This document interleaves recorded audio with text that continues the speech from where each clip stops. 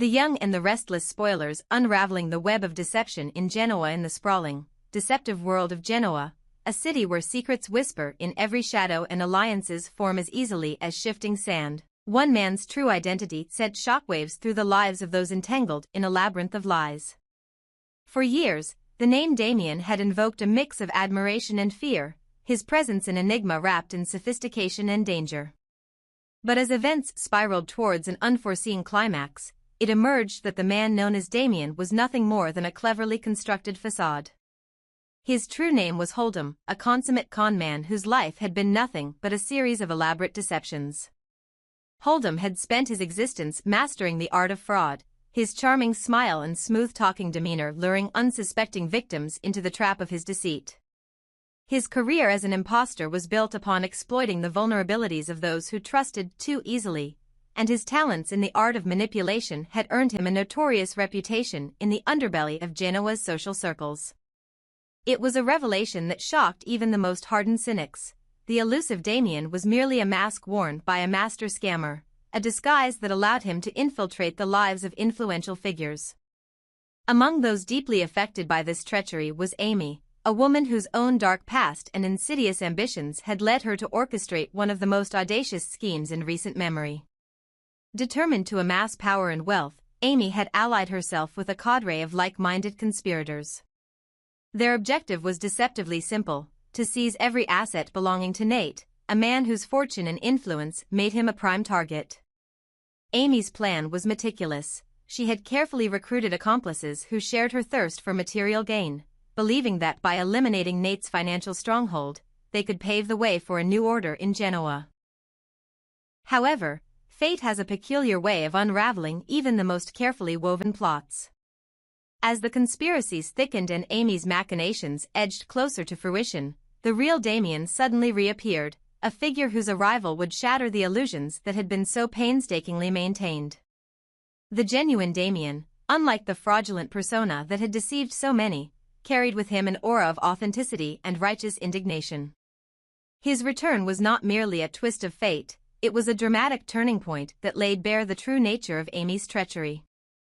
In a stunning turn of events, the curtain was pulled back on the grim reality. Amy was indeed the biological mother of the man masquerading as Damian, but she herself was no innocent bystander. A cunning con artist in her own right, Amy had woven a complex tapestry of lies, using her maternal connection as a shield while secretly orchestrating the downfall of Nate's empire. With the real Damian's arrival, the full extent of their fraud was exposed. The legal net closed in, and soon both Amy and the impostor, Holdem, found themselves ensnared in a web of criminal charges. Their arrest for fraud was swift, the evidence against them overwhelming and undeniable. For Nate, the revelation was a cocktail of bitter emotions.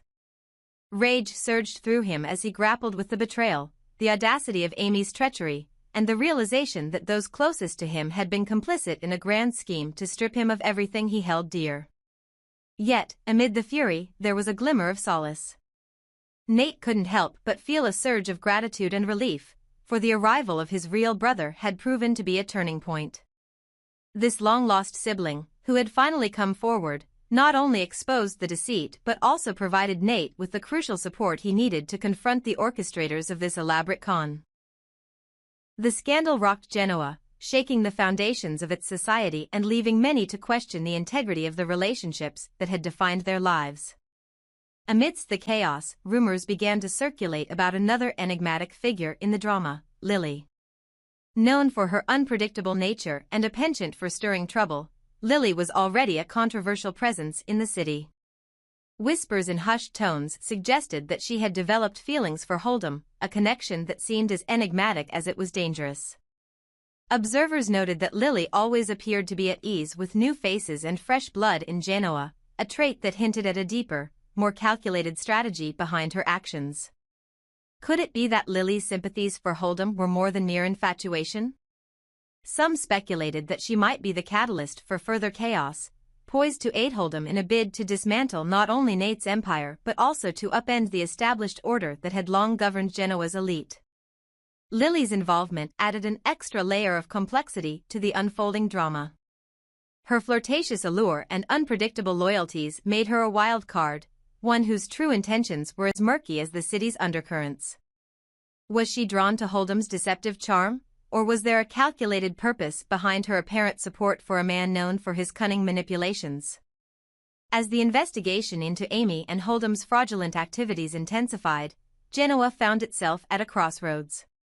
The revelations had forced many to reconsider their assumptions about trust, loyalty, and the very nature of identity. In a city where power often rested in the hands of those who could weave the most intricate webs of deception, the downfall of two of its most notorious con artists served as a stark reminder that even the most elaborate illusions could be unraveled by the truth. For Nate, the journey was far from over. While the arrest of Amy and Holdem marked the end of one chapter, it also signified the beginning of a new battle, a battle to reclaim his legacy, secure his future, and restore faith in a system that had been so thoroughly undermined. His relationship with his real brother, now reunited in the wake of scandal, offered a glimmer of hope amid the darkness.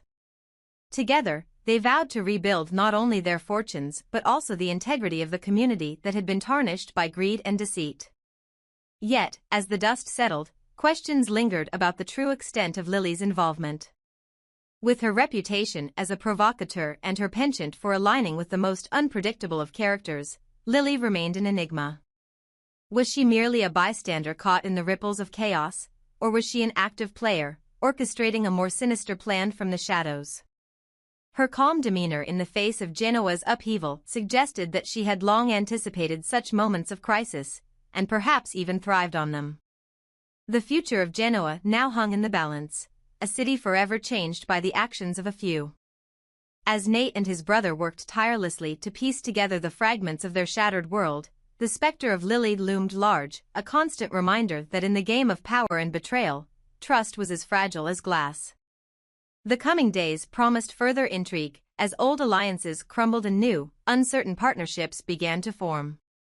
In a landscape rife with corruption and ambition, every new face carried the potential for both redemption and ruin.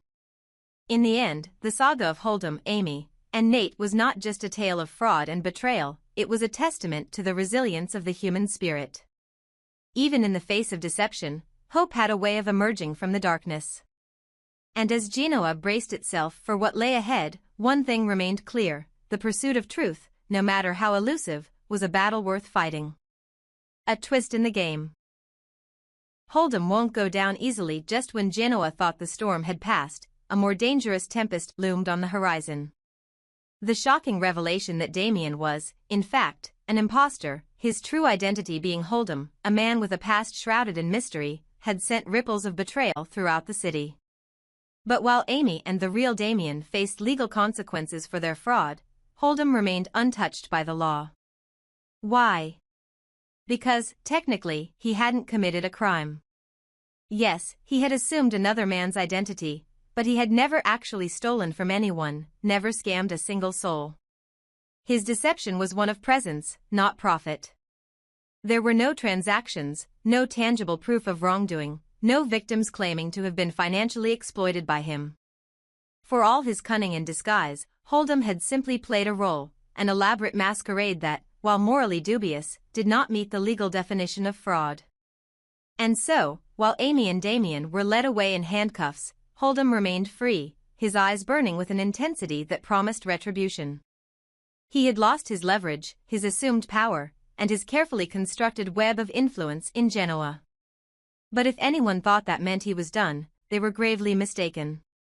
Holdem had nothing left to lose, and a man in such a position was the most dangerous kind of adversary.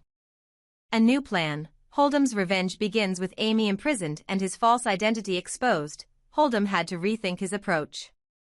He had no fortune, no legitimate claim to power, but what he did have was intelligence, charm, and an intimate knowledge of the inner workings of Genoa's elite. And if he couldn't take what he wanted through deception, then perhaps he could take it through destruction. His first move? Finding the perfect pawn. Enter Lily. Lily had always been unpredictable, drawn to the allure of new and exciting figures in Genoa. Holdem fascinated her. He was different, unshaken by the norms that governed the city, and despite his exposure, he moved with an air of confidence that suggested he still had control.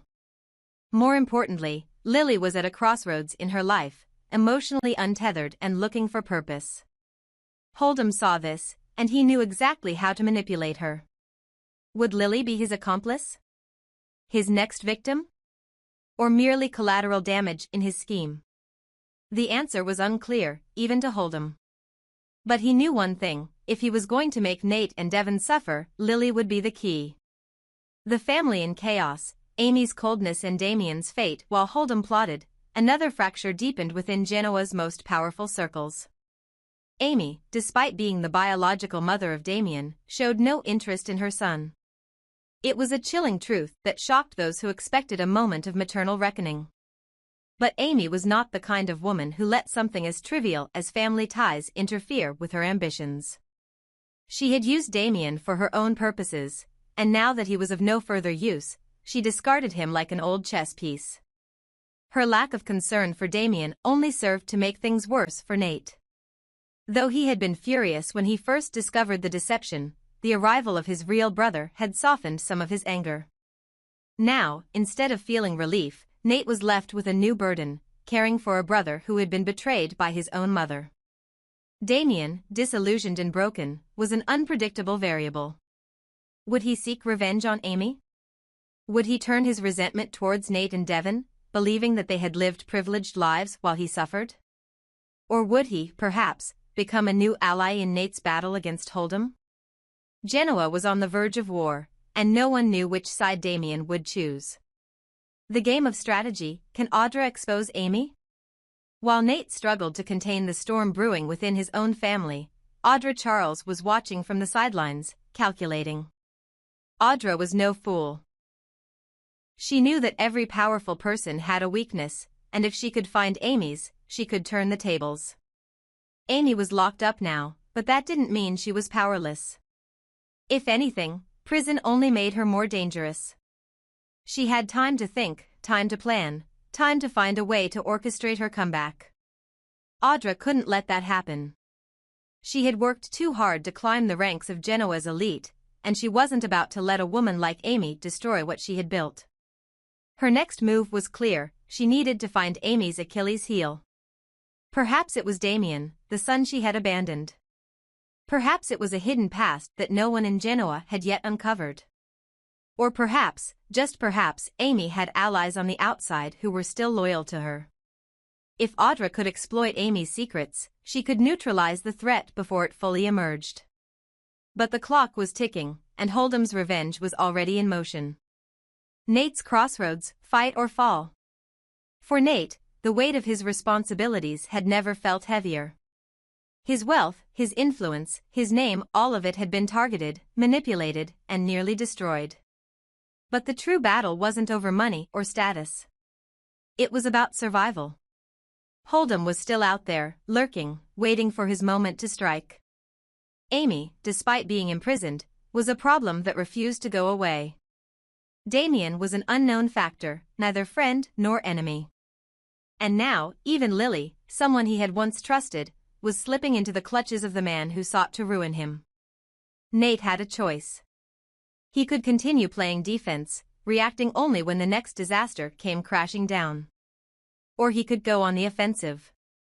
The question was, how far was he willing to go to protect everything he had built? Would he uncover Holdem's weaknesses before it was too late? Would he reach Lily before she was too deep under Holdem's spell? Would Audra be able to deliver the final blow against Amy? One thing was certain.